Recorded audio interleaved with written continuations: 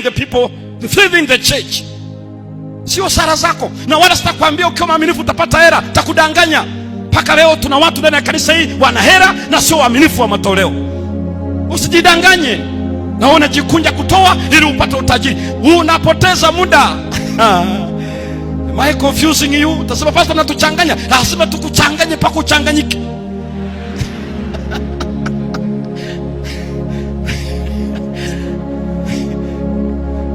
Sababu ipo hiyo formula. Mungu anajua.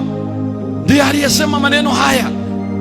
Akamwambia Yesu, akatamka mwenyewe, iweni kama Baba yenu wa mbinguni, waangazia jua wema na waovu, wanyeshea mvua wenye haki na wasio na haki. Hiyo ni Mathayo 5:45. Kama Mungu analeta jua kwa waovu, analeta mvua kwa waovu na waombi na wanamtukana, na unajua without photosynthesis there is no food.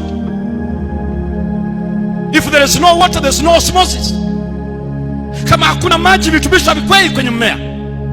Na unaona hali ya hewa ilivyo kwa sababu Tanzania watu wamelima kwa sababu hakuna mvua, mimea inanyauka. Lakini hata kama kutakuwepo na mvua na hakuna jua, hakuna chochote. Kwa hiyo Yesu aliposema Baba yenu wa mbinguni analeta jua kwa waovu na wema, analeta mvua kwa wenye haki na sio na haki, which means they are take care the lives of everyone, knowing him or not knowing him.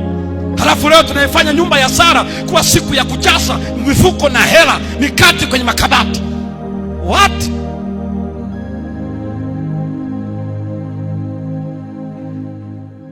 Wewe usisome halafu upate A. Tuje tukuombee eti Mungu mniombee, mimi najitoa kwa kazi ya Bwana, naendaga nyumba kwa nyumba.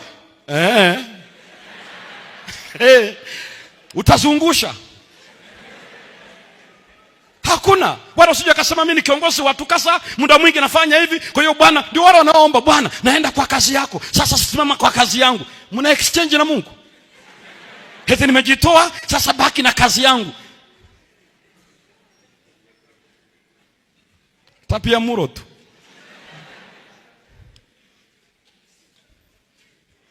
Na kwa sababu ya manifituko kama hivyo, watu wamehubiriwa wakaamini ukiwa mwaminifu hasa na sadaka lazima utapata A, utapata kazi, utapata cheo, utapanda, uchumi utaenda vizuri, na unajikunja miaka hadi miaka na upandi na hakuna chochote. Utaolewa, na wanaolewa ni wale walioshusha injini. Zilikuwaga Land Cruiser, siku hizo wana Suzuki. Bodi tu ndio imebaki.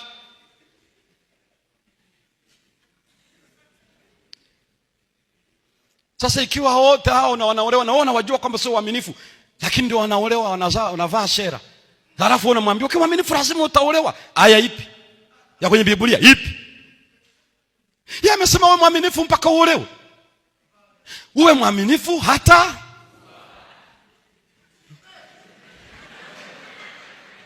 kwa hiyo kama ni swala la kuolewa 2030 ikifika, unatumia ile kauli ya Mheshimiwa Jakaya, akili za kuambiwa